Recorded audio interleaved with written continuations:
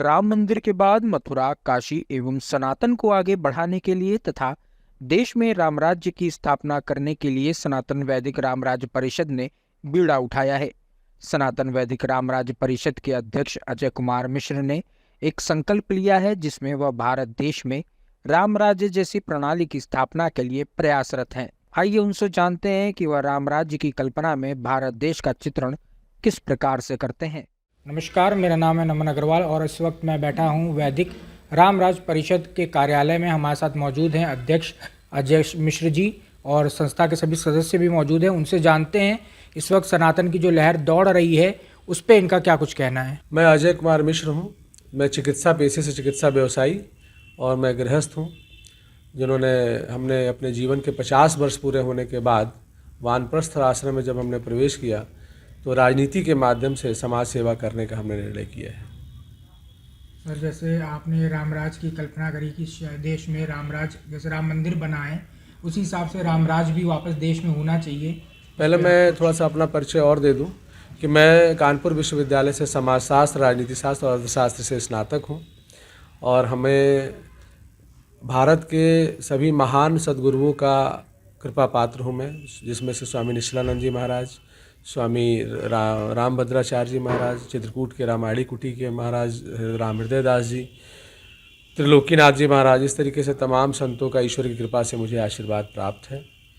हमने प्राचीन और उपेक्षित मंदिरों का जीर्णोद्धार हेतु एक स्वयंसेवी संस्था बनाई थी जिसका नाम सनातन मंदिर चेतना सोसाइटी। उसके माध्यम से अब तक हम लोगों ने 25 मंदिरों का जीर्णोद्धार किया है और जीर्णोद्धार करके उनको खाली जीर्णोद्धार ही नहीं किया, उनको नैतिक शिक्षा का केंद्र भी बनाया है। हम लोगों ने समाज में सनातन धर्म के लिए काम कर रहे लोगों के लिए जो अच्छा काम करें उनको प्रोत्साहित करने के लिए सनातन धर्म रत्न पुरस्कार 2019 से चालू किया है, जिसमें हमने अब तक 4 महान भाव को हम लोग अब तक पुरस्कार दे चुके हैं। उनमें से 5वें का अभी हम लोगों का चयन किया गया है, उसका भी आगे आने वाले समय में उनको किया जाएगा, जिन्होंने ज्ञानवापी पे काफ़ी काम किया, विष्णु शंकर जैन और हरिशंकर जैन को। हम लोगों ने राम जन्मभूमि मंदिर के लिए एक धार्मिक कार्यक्रम का भी आयोजन हम लोगों ने किया था, जो एकादशी व्रत और सत्यनारायण व्रत की कथाएं जो हमारे समाज में पहले से प्रचलित रही हैं, उन कथाओं के माध्यम से हमने ये चाहा कि राम जन्मभूमि मंदिर के निर्माण हो और उसका माध्यम क्या बनाया कि ईश्वर भक्ति। हम लोगों ने दिन भर एकादशी व्रत रह के अथवा सत्यनारायण भगवान की कथा करके उससे मिला हुआ जो पुण्य था वो भगवान के मंदिर को समर्पित करने का प्रयास 2019 से ये अभियान चल रहा है हम लोगों का। फिर हम लोगों ने 2022 में रामत्व से रामराज का विचार कानपुर के लाजपत नगर सभागार में एक बड़ी सभा की थी। उसमें हम लोगों ने एक कार्यक्रम आयोजित किया था, उसमें इसका विचार रखा था। और फिर 4 नवंबर 2022 को हम लोगों ने अपने साथियों के साथ मिलकर, ये जो हमारे साथी यहाँ उपस्थित हैं इनके साथ मिलकर अयोध्या धाम में सुग्रीव किला में रामराज परिषद का गठन का हमने निर्णय लिया और वहीं पर इसका गठन किया गया। और अनेक धर्म सभाएं हम लोगों की संस्था के द्वारा आयोजित हुई हैं और जो अपने सामाजिक और धार्मिक उद्देश्यों की पूर्ति करने का प्रयास किया गया है। रामराज की कल्पना बहुत प्राचीन वास्तविकता है। त्रेता युग में भगवान राम ने जनता को सर्व सुखी बनाने के लिए जो कार्य किए उसी की गणना शास्त्रों में, उसकी व्याख्या शास्त्रों में, हमारे स्कंद पुराण और अनेका वाल्मीकि रामायण और तुलसीदास कृत रामायण में वर्णन आता है। तो प्रजा को सुखी करने के लिए जो शासन प्रणाली है वही राम राज्य है। उसी को हम लोग अब वर्तमान समय में चाहते हैं कि वो स्थापित हो, क्योंकि प्रजा अभी जो हमारा धर्मनिरपेक्ष राज्य है उसके अंतर्गत प्रजा सुखी नहीं है, बहुत दुखी है और दैहिक दैविक और तीनों भौतिक तापों से ये प्रजा त्रस्त है। तो हम लोग रामराज की स्थापना इसलिए करना चाहते हैं कि जनता को हर तरीके से सुखी किया जा सके। उसके अंतर्गत जब भारत में रामराज आएगा तो हमारा भारत एक तो अखंड भारत बनेगा, सारे हमारे भारत के जो खंड हैं वो सब एक में मिलेंगे। हमारे समाज में समानता होगी। अभी जो हमारा समाज है बढ़ चुका है छोटे ऊंचे नीचे जातियों में, विभिन्न पंथों में, तो वो हमारे समाज के बीच में समानता स्थापित होगी। हमारे रामराज में गौवंश का संरक्षण भी होगा और हमारी जो कृषि व्यवस्था है वो अर्थव्यवस्था का मेन आधार बनेगी।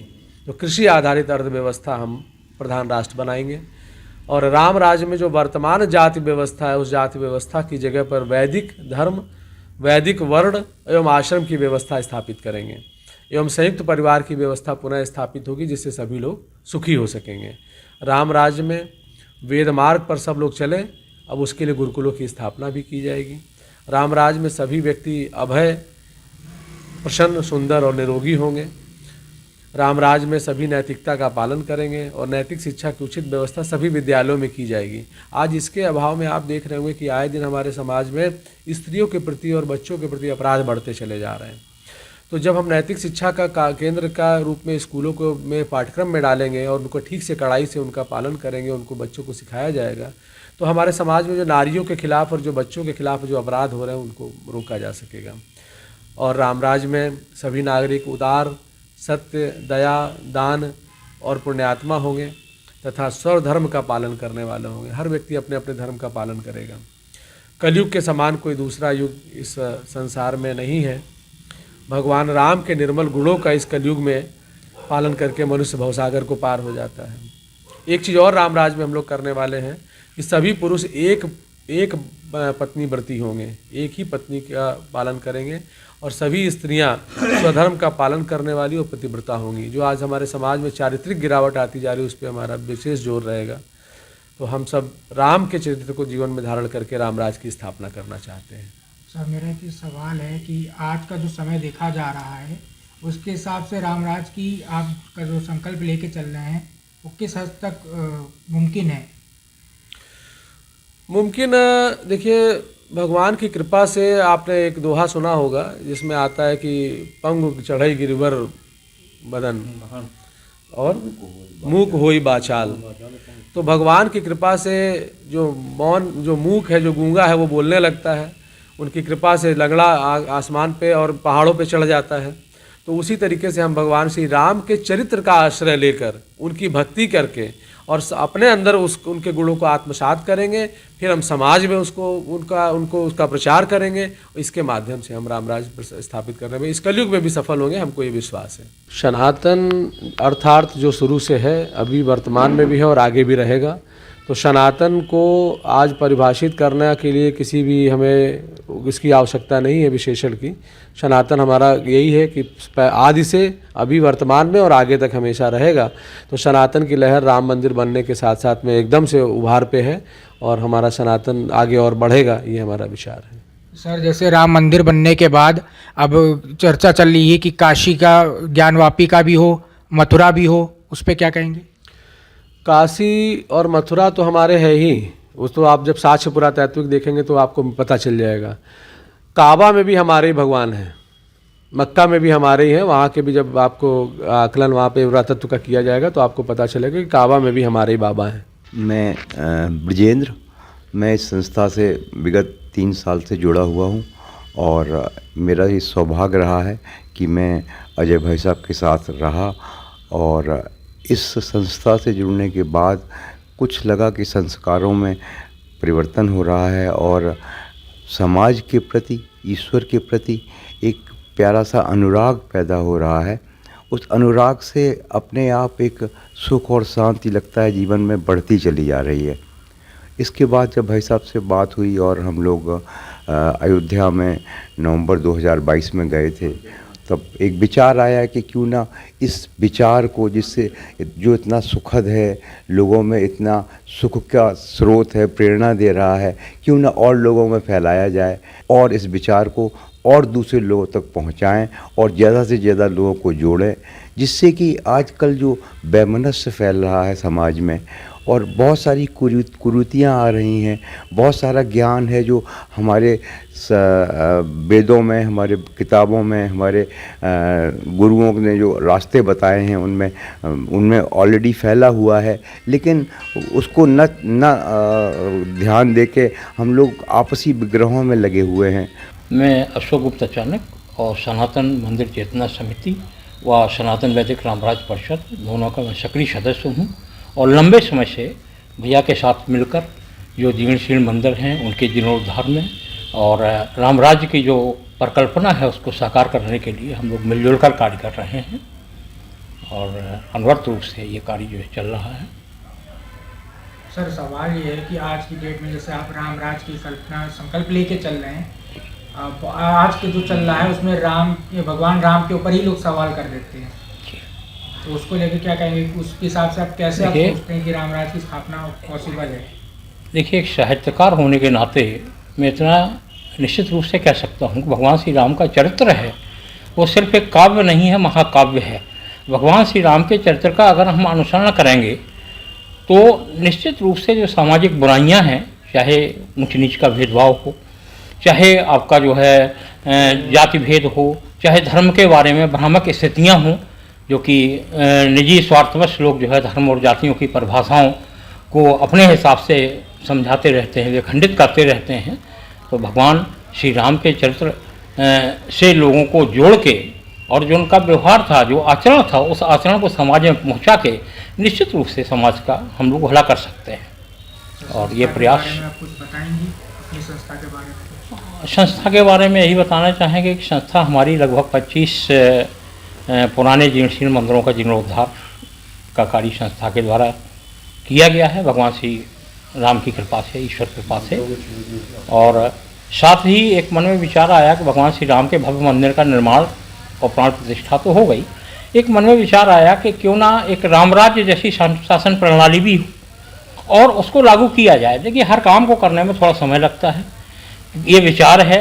भगवान राम की शासन प्रणाली थी, वो एक विचार है कि उस समय की शासन प्रणाली में सब लोग सुखी थे, सब निरोगी थे, जाति धर्म ऊंच नीच का कोई भेदभाव नहीं था।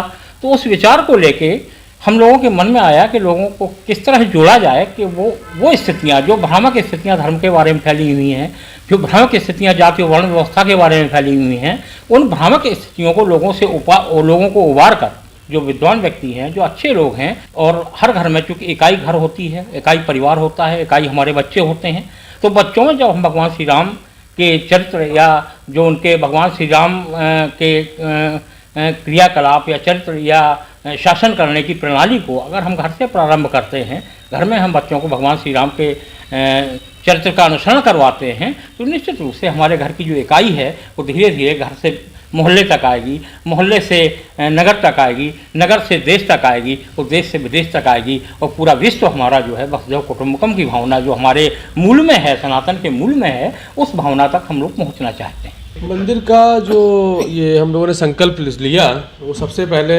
देवरिया के असना गांव का मैं रहने वाला हूँ। देवरिया जो ज़िला है उसके असना गांव का मैं निवासी हूँ। हमारे गांव में कोई मंदिर नहीं था, और हमारा गांव अंग्रेज़ों के समय से क्रांतिकारियों का गांव रहा, लेकिन मंदिरों का कोई वहाँ पे कोई स्थान ना होने के कारण वहाँ पे जो मॉरल नैतिक शिक्षा का कोई केंद्र नहीं विकसित हो पाया, और लोगों में शराब पीने की प्रवृत्ति और हिंसा ये सब बढ़ती चली जा रही थी। तो मेरे मन में बचपन से एक प्रश्न था कि हमारे गांव में मंदिर क्यों नहीं। सभी गांव में मंदिर होते हैं, आपने देखा होगा, कोई भी गरीब से गरीब भी गांव होगा। कितने मंदिरों का जीर्णोद्धार करा है, कैसे अवस्था में थे उत्तर प्रदेश में मंदिर? तो सबसे पहला मंदिर जो गांव में बना तो हनुमान जी महाराज की प्रेरणा से बना। उसके बाद उन्हीं की प्रेरणा से फिर हम लोगों ने ये संकल्प लिया कि ऐसे बहुत सारे मंदिर हैं जिनका जीर्णोद्धार के लिए वो बाट जो हो रहे हैं, कोई उनका जीर्णोद्धार करने वाला नहीं, कोई दिया जलाने वाला नहीं। तो ऐसा करके उनकी प्रेरणा से हम लोगों ने अब तक 25 मंदिरों का जीर्णोद्धार किया है, जो कानपुर के आसपास है ज़्यादातर। इसमें से सबसे प्रमुख जो है वो कानपुर का बांके बिहारी मंदिर, मंदना का हनुमान मंदिर और बिठूर का मनु शतरूपा मंदिर, ये सारे मंदिर हम लोगों ने जीर्णोद्धार 25 मंदिरों के श्रृंखला के अंतर्गत किए हैं। तो मंदिरों की तस्वीरें भी दिखाते हैं जहाँ से ये मंदिरों का हमारा ये श्रृंखला चालू हुई। ये जो मंदिर है ये हमारा सबसे प्रथम मंदिर है, देवरिया का हनुमान मंदिर। उसके बाद ये बांके बिहारी मंदिर जो जीर्णशीर्ण अवस्था में पहुंच गया था, फिर इसका जीर्णोद्धार हम लोगों ने करके इसको इस कंडीशन में लाए जहाँ एक रमणीय के स्थान के रूप में डेवलप हुआ है। यहाँ पर लोग अब अपने बच्चों के साथ, अपने परिवार के साथ जाते हैं। उसके बाद बसवानपुर क्षेत्र में ही एक ऐसा मंदिर था जिसका 70 वर्ष पहले मूर्तियाँ चोरी हो गई थी। फिर इस मंदिर को हम लोगों ने जीर्णोद्धार करके इसमें नई मूर्तियाँ लगवाई। आज ये आस्था का केंद्र बना हुआ है। ऐसे शंकर जी का एक मंदिर जिसको भूमाफियाओं ने कब्जा कर लिया था ज़मीन पे, तो इसको भी हम लोगों ने संघर्ष करके ठीक कराया। फिर मंदना का हनुमान मंदिर, मंदना के हनुमान मंदिर की स्थिति ये थी कि 20 साल से, बिल्कुल रोड के पास ये मंदिर है, 20 साल से हनुमान जी का मंदिर ये बंद पड़ा हुआ था। इस मंदिर को हम लोगों ने भूमाफियाओं से संघर्ष करके फिर इसको ठीक कराया। ऐसे ही आजमगढ़ क्षेत्र में मैं जाया करता था, वहाँ पे एक सड़क के किनारे हनुमान जी का एक मंदिर हुआ करता था, फिर उसका जीर्णोद्धार हुआ। उसी तरीके से सीतापुर में एक मंदिर का जीर्णोद्वार हुआ, और एक ये मलिन बस्ती के अंदर काकादेव क्षेत्र के अंतर्गत, कानपुर के काकादेव क्षेत्र के अंतर्गत ये मंदिर है।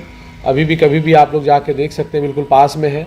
वहाँ पे बहुत गरीब लोग रहते हैं, और इस मंदिर का जीर्णोद्वार भी संस्था ने करा के उन गरीब बच्चों को भी एजुकेट करने का प्रयास किया। बिठूर के थाने के अंदर एक मंदिर है थानेश्वर महादेव के नाम से, उस मंदिर का जीर्णोद्वार कराया। माँ मंगला काली मंदिर का जीर्णोद्वार हुआ, और सबसे बड़ा जो काम हुआ वो बिठूर के इस मंदिर का हुआ। इस मंदिर को देखेंगे तो आपके रोंगटे खड़े हो जाएंगे, जो पुराने चित्र आप देखेंगे तो। इसके सारी मूर्तियाँ चोरी कर ली गई, इसकी सारी ज़मीनों को भूमाफियाओं ने हड़प लिया, और मंदिर को भी गिरा के इसको बेचने की तैयारी चल रही थी। ऐसे में हमारी संस्था के लोग यहाँ पहुँचे, और पहुँचने के बाद उस भूमाफिया से संघर्ष करके उस मंदिर को छुड़ाया। ज़मीन तो नहीं छुड़ा सके हम लोग, क्योंकि उसमें सब सरकारी अमला भी लगा हुआ है उनके सपोर्ट में, लेकिन हम लोगों ने उस मंदिर को छुड़ा लिया, और आज ये मंदिर इस कंडीशन में जाके लोगों की आस्था का एक बड़ा केंद्र बना हुआ है। हम आप लोगों को भी इस अपने माध्यम से निवेदन करेंगे कि आप लोग अपने कभी न कभी भगवान के उसमें दर्शन के लिए जाएं, और वहाँ पे इसको देखेंगे तो आपको बहुत प्रसन्नता होगी। Hey there. Subscribe to my channel and also press this bell icon so you can get latest video notifications. And this is absolutely free.